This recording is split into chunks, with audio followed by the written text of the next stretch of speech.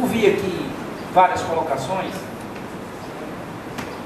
e algumas coisas me remeteram ao passado. Alguns não sabem, mas meu pai foi vereador nessa casa. Meu pai tem uma vida sindicalista, foi presidente dos sindicatos bancários na época da ditadura, 72.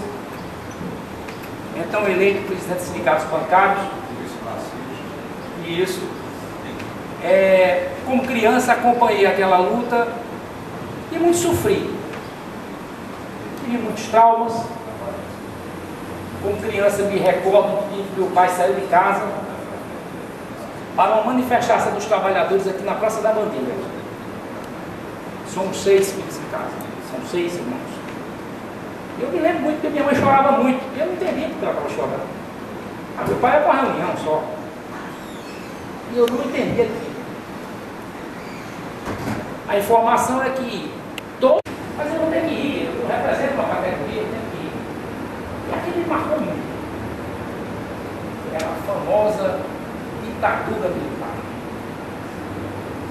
Ditadura que oprimia. Ditadura que tirava o oxigênio das pessoas. Ditadura que você tinha vergonha, tinha medo, tinha pânico de dizer que discordava. Graças a Deus, aquela época se foi. Mas para que ela passasse, muitos trabalhadores, muitos líderes sindicais perderam a vida. Sumiram. Temos que constituir uma nova Constituição, que os direitos estão preservados no artigo 5º da Constituição Federal. Como adolescente, acompanhei todo esse processo. Cresci, vivi, vibrei, surgindo um novo Brasil. Lembro até que passei uma carta, escrevi uma carta para um amigo que ia no exterior e disse: rapaz, é outro país, você nem acredita. É outro país, as pessoas podem conversar, as pessoas podem falar, expressar suas opiniões. E assim, vi a liberdade realmente para esse povo brasileiro. Já depois de adulto, quis Deus me dar uma missão. Você precisa ter o melhor relacionamento com seus filhos, com seus familiares, tentando colocar as diferenças na mesa e conversar. E aqui o professor Gilson Nunes também colocou. Então é essa preocupação com a sociedade paraibana. Hoje são os servidores públicos. Hoje são os servidores públicos. Amanhã poderão ser os empresários. Se respeita a lei de servidor público, não respeita a lei pública. Tanto faz. É isso que a gente quer para a sociedade paraibana? É isso que a sociedade espera de um governante eleito pelo povo? Então são essas preocupações que me ocorrem. São essas preocupações que os servidores públicos têm em suas mentes. E um ponto nos converge. É a preocupação em servir melhor a população paraibana. Todos. Eu converso com vários associados e sei isso. Mas para que isso ocorra, nós temos que construir bases de confiança. Nós temos que construir bases que tratam realmente esta preocupação traduzindo no sentimento do povo. Então eu agradeço a oportunidade. Neste momento ausente, saudar a nossa queridíssima Socorro Ramalho, toda a mesa que está aqui nesta sessão tão sublime, tão necessária. Agradeço o fundador, criador, fiz tudo. Não, quer dizer, é verdade. E se for mentira, eu posso levantar o braço que eu agradeço também. Então, eu estou memorizando aqui tudo. Quem sou eu, humildemente, representando aqui um dos melhores secretários dessa gestão? Justiça se faz, o Fábio Maia. Também tinha aquela sequência de secretário, A, B, C, socorro. Mas graças a Deus parou nesse caminho, professor universitário, ele despacha diariamente com o coronel Souza Neto, com o Vobran, ele despachava com o nosso amigo que foi de Campinas, perdeu agora, coronel, tenente coronel Marco Jorge, que grande comandante, aquele Sepetran, ele despacha com a Polícia Civil, o Diniz aqui da escritoria, porque tudo que está sendo dito aqui, pelo menos, seja escutado e ao escutado. O ato da reconvite tem que ter o coração da pessoa. O ato é ao escutar. Que, na verdade, está se apenas dizendo aqui algumas leis descumpridas, isso aqui, o tal. Mas, se a gente, de qualquer maneira, usar de uma tribuna que é do povo, que é um dos pautas vereadores de Campina Grande, muito bem. Maestro Pereira, senhores, o tempo em que a lei se cumpria. Quando era lei, né, e toda, ainda tem esse finalzinho, cumpra-se. Eu sou desse tempo, eu estou aqui, realmente vou para o sétimo mandato. Acompanhei meu pai aqui em 5. Então nós vamos para o 10º. Então eu me lembro dessa história. Né? Lembro também como a lei era aprovada, ela ou era sancionada ou era vetada. E se vetada, voltava ao legislativo para dizer se acompanhava o veto ou não. E se derrubasse o veto, se transformava em lei e o executivo cumpria. E parece que foi esse caminho que foi perseguido, né? Lei vetada, depois o legislativo vem e conserta, derrubando o veto, transformando em lei. Eu lembro também de que pessoas que eram ligadas ao sindicato e aos movimentos sociais, aos movimentos de luta, ele mesmo chegando ao poder, ele continuaria a defender esses princípios, não mudaria o seu rumo, né? nem pegava um manjo e botava na mão de outro. Então fica a se perguntar, não é? O que é que falta nessa história toda?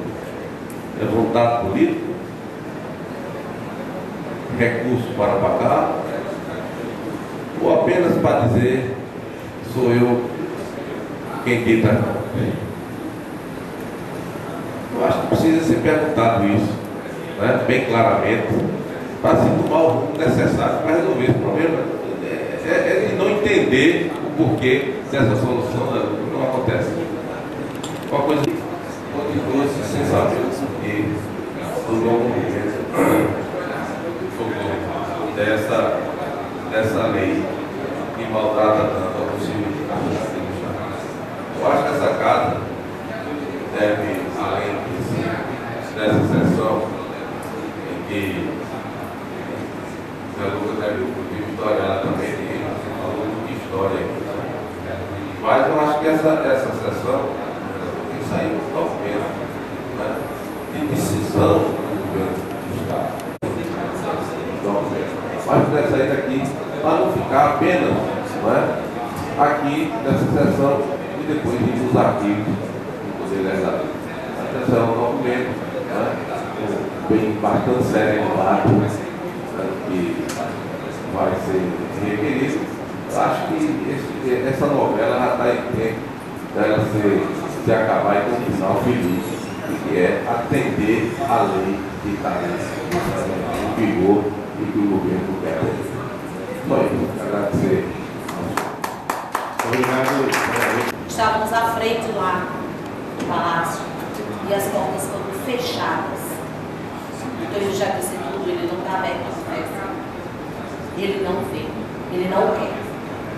E funções muito importantes, a função do militar e do bombeiro, porque é de vital importância para a população paraibana. E não são reconhecidos. Digo isso como esposa de militar. Agora há pouco perdemos o sargento Jefferson, a sua vida foi ceifada, e devido a tantos argumentos de salários, ele disse que deu 18% de salário ao servidor estadual da Polícia Militar. Isso é mentira, foram 3%. Em resumo, de 8,5 para 39,7 milhões de reais. Esse é um dado que diz respeito ao incremento das despesas chamadas de comunicações institucionais para o ano de 2013. Enquanto todos nós, servidores, estamos aqui reclamando da ausência dos instrumentos financeiros para reajustar as categorias, me deparo com esse dado. Isso aqui está no site da Assembleia Legislativa do Estado da Paraíba, falando sobre o projeto de lei que foi encaminhado pelo governador do Estado àquela casa para que ela possa apreciar.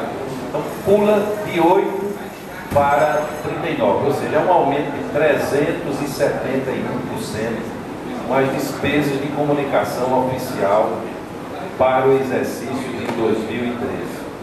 Enquanto as despesas, de uma forma geral, também no mesmo documento, aponta para uma média de apenas, e eu diria também é muito, em relação ao que se conhece da nossa economia, de 20,85%.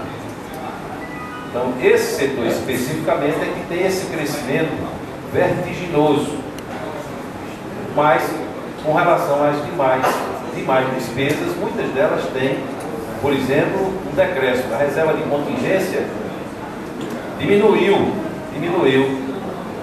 de 15 milhões para apenas 2, que é uma reserva que se tem para um caso de calamidade, para um caso de uma contingência, como o próprio nome diz. A reserva prevista era de 15 milhões no ano deste ano e está caindo para 2 milhões. Ao contrário, a comunicação precisa ser trabalhada melhor com esse valor, conforme aqui esse documento. Cai igualmente a questão da organização agrária, cai o investimento em energia, cai o investimento em comércio e serviço, cai no setor da indústria, cai no desporto e no lazer, cai nos encargos especiais e cai na reserva de contingência. Tudo isso decresce e o restante tem acréscimo.